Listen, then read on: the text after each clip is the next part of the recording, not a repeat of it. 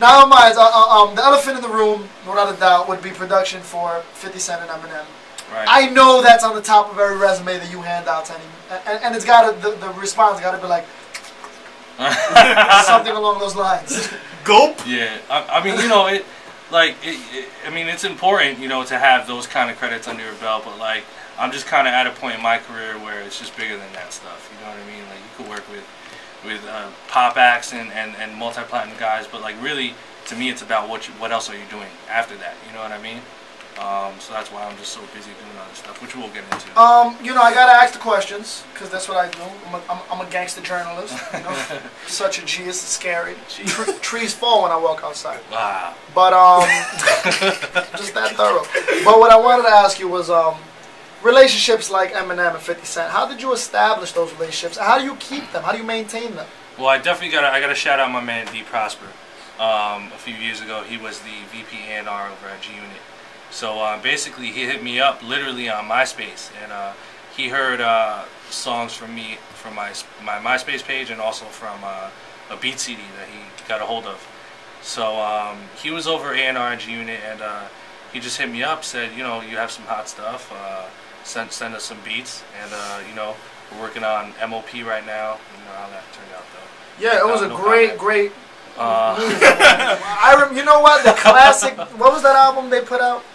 Just keep talking. I'll get to it soon. Warriors.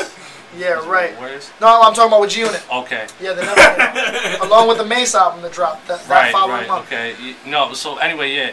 So you know they're working on all this stuff, and he hit me up, and literally, you know, I sent him like 30 beats, and a few days later he hit me back like, you know, we want to sign you. We might want to, you know, take you under the team. Me and Sha Money Excel. And then I had a meeting with them in New York, and the rest was history. So. Now, I want to take it back to that particular moment. I don't know where you were in life, but I'm sure G Unit was on the television screen a lot more than often. How does a young Philippine cat just sitting at home on MySpace feel? And you know, at that particular moment, the response from G Unit. Right, it felt great, man. You know, I mean, I take every blessing that comes with a grain of salt. You know what I mean? Like. You just, the thing with me is I try to just stay as grounded and humble as possible. So, you know, of course, deep down inside, I was just like, oh, hell yeah, you know what I mean? Just eat this. Whoever said I couldn't make it. Exactly. 50 Cent. Yeah, right. And so I just took that and kind of just kept it moving and stayed grounded, and you know, things started to develop. But at that time, it was very surreal for me, you know. And when I first heard, you know, the first track with 50 spitting on my beat, of course it was crazy for me. I can't deny it. Now, what joint was that exactly?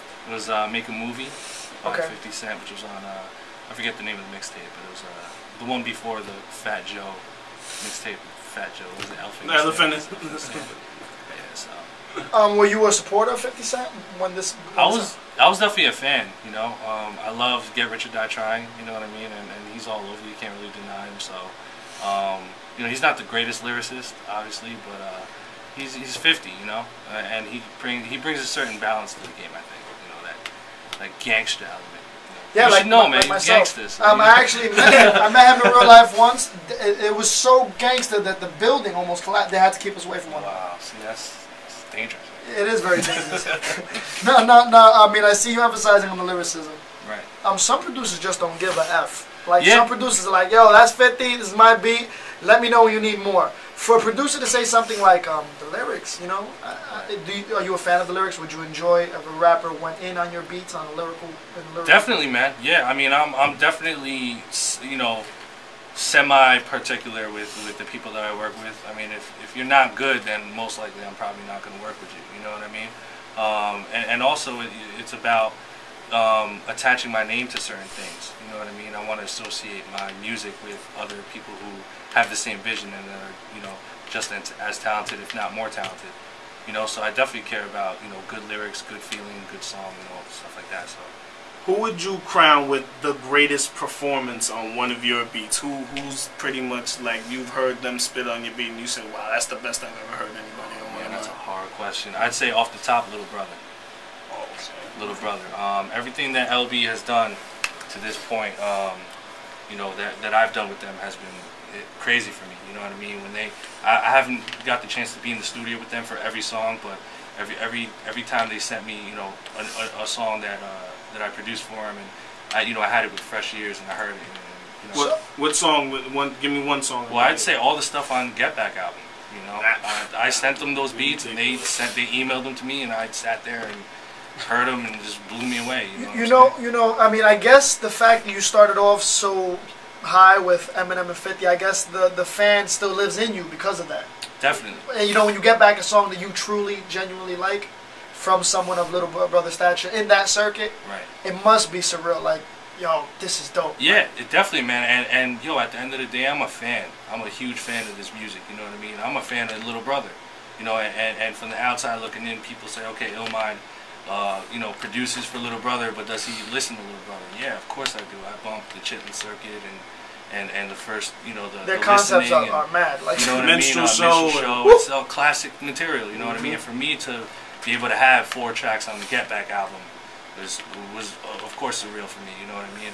And I love it, man. Ninth? Are you a fan of Ninth? I love Ninth sound. Yeah, he's been nasty. That's the thing that a lot of people don't know. Like, I've heard beats he made in the late 90s, real early on before Little Brother blew up, and he's always had that consistency. You know what I mean? Ninth is one of the best doing it right now, for sure. Could you, when we saw you last, at least myself and AR Photo, we saw you at the beat battle, the celebrity beat battle, and there was a beat that I was already a fan, but there was this one beat that you played that the whole place did a simultaneous bop, and almost everybody in that room broke their neck. And I don't know if you have given that beat to, or if you know which beat I'm talking about. Yeah, it might have been the second time you were up, and it was just everybody's neck went back and dropped at the same time. When you see a reaction like that to something you've created, like, how does that feel? Because that had to be a surreal moment for you.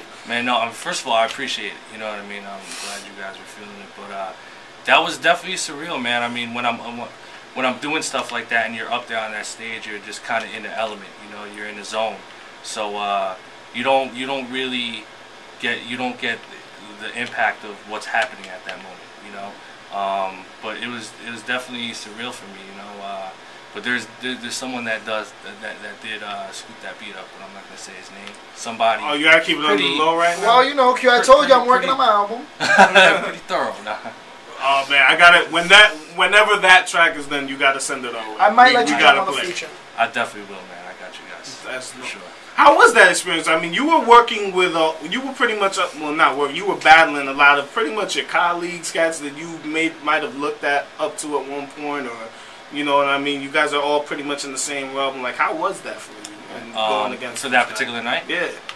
It was really cool, man. All those guys up there I highly respect. It was just friendly, friendly competition, friendly showcase. You know what I mean? I didn't even really consider it a battle.